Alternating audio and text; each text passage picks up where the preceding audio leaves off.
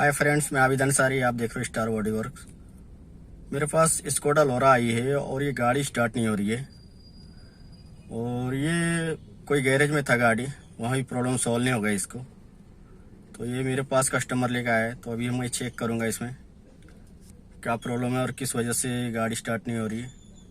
तो मैं आपको गाड़ी स्टार्ट करके भी दिखाता हूँ। क्रैंकिंग हो रहा है पर गाड़ी स्टार्ट नहीं हो रहा है। और इसका इग्निशन कॉइल वगैरह चेंज किया हुआ है, ये आप देख सकते हैं। इसका इग्निशन कॉइल वगैरह भी चेंज किया है कोई मैकेनिक ने। तो अभी ये किस वजह से चेंज हुआ है पता नहीं, पर गाड़ी में तो दिख रहा है इग्निशन कॉइल रखा हुआ है। तो आपको स्टार्ट करके बताता हूँ मैं। तो आप देख सकते हैं स्टार्टर मार रहा हूँ पर ये गाड़ी स्टार्ट नहीं हो रही है।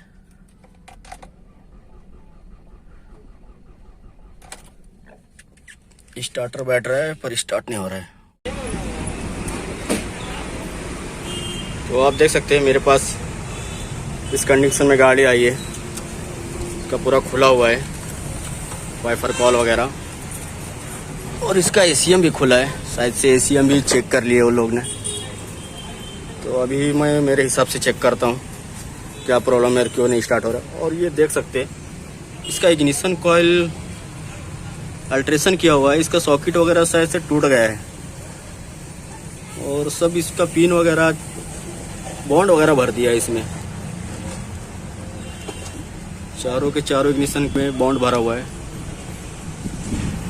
तो ये अगर शॉर्ट रहेगा इसकी वायरिंग वगैरह तो भी गाड़ी स्टार्ट नहीं होगा। तो मुझे ये भी चेक करना पड़ेगा क्योंकि इस पिन लगाया हुआ है एक एक करके। तो एक दूसरे में कोई अगर पिन ज्वाइंट हो गया होगा तो वो शॉर्ट करता होगा और उसकी वजह से भी करंट नहीं आएगा स्पार्क प्लग को। तो सबसे पहले स्पार्क प्लग स्पार्क कर रहा है कि नहीं वो चेक करेंगे, और उसके बाद फिर देखेंगे स्पार्क करता रहेगा तो ठीक है, तो फिर और कोई फॉल्ट रहेगा। और फ्यूल वगैरह तो है, फ्यूल वगैरह तो चेक ही कर लिए रहेंगे क्योंकि अभी दूसरे गैरेज में था तो वो लोग तो उतना तो चेक किए रहेंगे।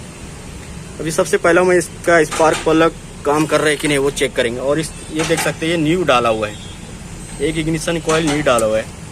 तो सबसे पहला मैं न्यू जो डाला हुआ है वही चेक करेंगे इसमें स्पार्क कर रहा है कि नहीं, और उसके बाद फिर देखेंगे क्या है। मैंने इग्निशन कॉइल निकाल दिया इसका, इसमें स्पार्क प्लग लगा दिया। अभी स्पार्क प्लग स्पार्क होने चाहिए स्टार्टर मारने पे। भाई स्टार्ट मारो। तो आप देख सकते हैं इसमें स्पार्क ही नहीं आ रहा है। बस बस बस बस। तो स्पार्क नहीं आने की वजह से गाड़ी स्टार्ट नहीं हो रही। जब तक इसको स्पार्क नहीं मिलेगा स्पार्क प्लग को, गाड़ी स्टार्ट नहीं होगा। तो अभी इसका वायरिंग का अल्ट्रेशन तो किया हुआ है, तो हो सकता है इसका वायरिंग कहीं शॉर्ट रहेगा या तो फ्यूज भी शॉर्ट रहेगा। और फ्यूज वगैरह नहीं शॉर्ट रहेगा तो फिर एसीएम का ही प्रॉब्लम रहेगा। तो सबसे पहले मैं इसका फ्यूज चेक करेंगे, फ्यूज कोई तो नहीं उड़ा है। तो मल्टीमीटर से सबसे पहला फ्यूज देखते हैं। चेक करो भाई फ्यूज एक एक करके। ओके, हाँ मल्टीमीटर में तो आवाज़ आ रहा है। तो कंटिन्यूटी फ्यूज में दिखा रहा है। टोटल फ्यूज चेक करेंगे हम।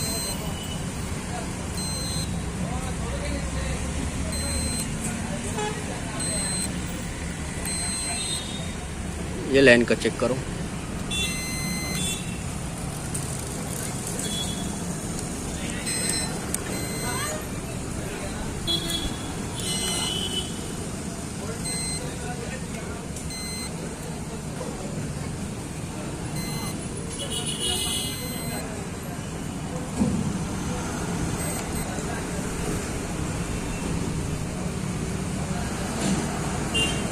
नहीं आ रहा है उसमें, नहीं आ रहा।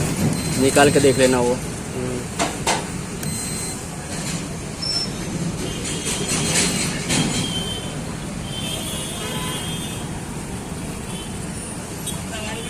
उसमें भी नहीं आ रहा है, नहीं आ रहा है, वो भी निकाल के देख लेना। तो इग्निशन कॉइल का तो फ्यूज इधर नहीं आता है। इग्निशन कॉइल का फ्यूज ये लाइन में आता है। मेरे ख्याल से ये दूसरा नंबर फ्यूज रहेगा इग्निशन कॉइल का। तो इसमें तो कंटिन्यूटी आ रहा है, तो अभी इसमें करंट आ रही है। अभी देखेंगे ये इग्निशन कॉइल का जो लाल वायर है, तो इसमें करंट इग्निशन ऑन करने पे इसमें डायरेक्ट करंट आता है, तो वो करंट आ रहा है कि नहीं वो चेक करेंगे। मैंने एक वायर को नेगेटिव में लगाया हूँ और ये लाल और ग्रीन में जो वायर है उसमें लगाया, तो इसमें करंट नहीं आ रहा है। इग्निशन कॉइल में जो मेन करंट आना चाहिए वो नहीं आ रहा है, तो अभी इसका वायरिंग चेक करना पड़ेगा। और भाई एक बार देखो इसका फ्यूज वगैरह में वायर तार वगैरह तो नहीं मारा हुआ है, क्योंकि तार वगैरह मारा रहेगा तो करंट नहीं आएगा। ये लाइन से चेक करो, इग्निशन कॉइल का यही लाइन में रहता है, दूसरा या तीसरा कोई तो भी रहता है। तो सबसे पहला वो चेक करो। इसमें तार बंधा हुआ है, तार है ना, हाँ। ये तार रहने की वजह से भी करंट यहाँ से मिस कर सकता है। फ्यूज लेगा अपने पास से।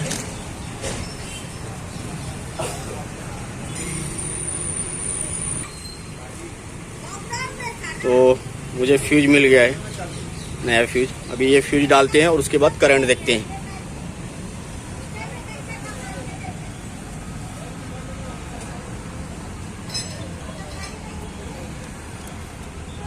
तो ये दूसरा नंबर का एक फ्यूज मुझे दिखा, इसमें वायर लगा हुआ था और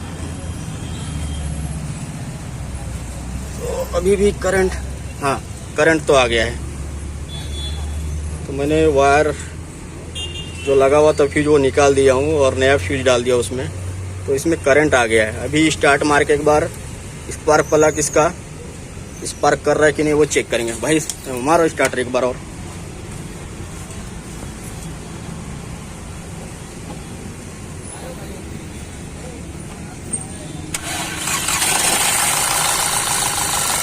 मेरा गाड़ी स्टार्ट हो गया भाई, तो स्पार्क प्लग में भी करंट आ गया है और गाड़ी स्टार्ट हो गया है।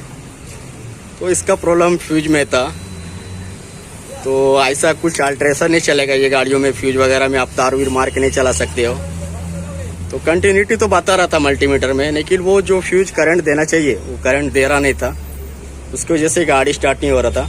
ये गाड़ी मिसिंग है क्योंकि मैंने एक इग्निशन कॉइल निकाल दिया था स्पार्क चेक करने के लिए। अभी कॉइल लगा देते हैं और फिर से एक बार स्टार्ट करते हैं।